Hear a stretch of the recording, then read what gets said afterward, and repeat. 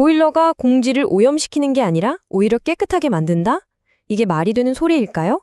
오늘 바로 그 특별한 기술을 한번 파헤쳐 보겠습니다.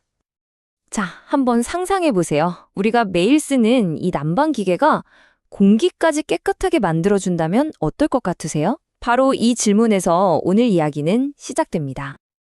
근데 이 놀라운 기술을 이해하려면요, 먼저 문제가 뭔지부터 알아야겠죠?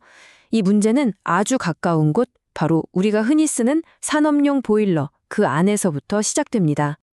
일반적인 가스 보일러는 작동 원리가 굉장히 간단해요. 1단계, 공기랑 연료를 섞고요. 2단계, 이걸 태워서 물을 데우는 거죠. 그리고 마지막 3단계, 남은 가스는 굴뚝으로 슝 내보냅니다. 어때요? 간단하죠? 하지만 문제는 바로 저 마지막, 가스를 내보내는 과정에 숨어 있습니다. 네, 바로 이 연소 과정에서 나오는 부산물이요. 이게 바로 질소산화물, 우리가 보통 NOx, 녹스라고 부르는 건데요. 이게 정말 골치 아픈 게 대기 중으로 나가면 초미세먼지랑 스모그의 주범이 되거든요. 그러니까 우리 건강에 직접적인 위협이 되는 아주 해로운 물질인 거죠. 그런데 말이죠. 바로 이 골치 아픈 문제를 정면으로 해결하겠다고 나선 회사가 있습니다. 바로 우리나라의 산업용 보일러 제조업체 대림 로얄 ENP입니다. 그렇게 해서 탄생한 게 바로 이겁니다. 울트라 그린 콘덴싱 보일러. 이 보일러는요, 그냥 열 효율만 높인 그런 게 아니에요. 아예 오염물질이 나오는 그 근원, 배기가스 자체를 컨트롤하는 아주 독창적인 기술이 숨어 있습니다. 자, 그럼 궁금해지죠? 도대체 어떻게 그게 가능할까요? 그 비밀의 열쇠가 바로 이 회사의 독자 기술인 사댐퍼 제어 시스템에 있습니다. 자, 이 표를 한번 보세요. 차이가 확 느껴지시죠?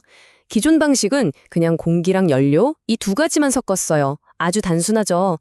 근데 대림의 사댐퍼 제어는 달라요.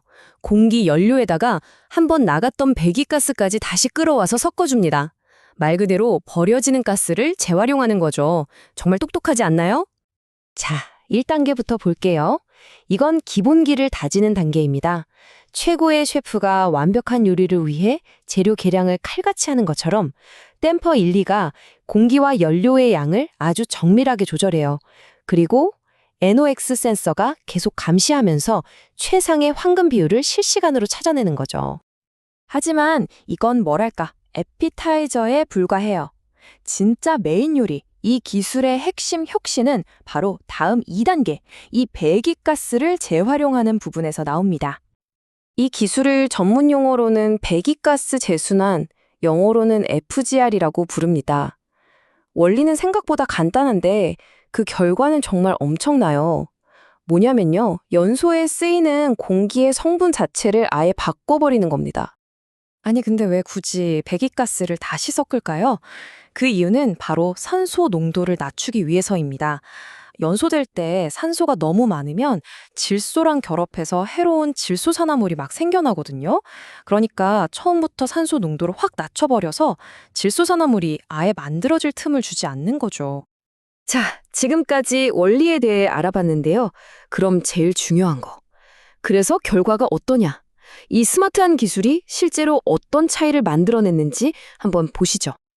이 그래프를 보시면 와, 말이 안 나올 정도죠. 왼쪽에 있는 게 일반 보일러에서 나오는 질소산화물 양이고요. 오른쪽에 있는 게 울트라 그린 보일러예요. 거의 바닥에 붙어 있죠? 이 정도로 배출량이 압도적으로 적다는 게 데이터로 딱 증명되는 겁니다. 네, 바로 이겁니다. 이 기술의 핵심은요, 그냥 좀 줄인다, 이 정도 수준이 아니에요.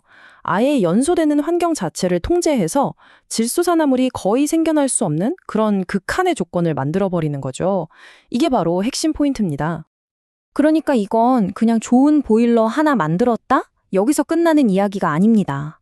에너지도 아끼고 환경오염도 막는 이 뛰어난 우리 기술을 전 세계에 알리겠다는 그런 더 큰 비전이 담겨 있는 거죠.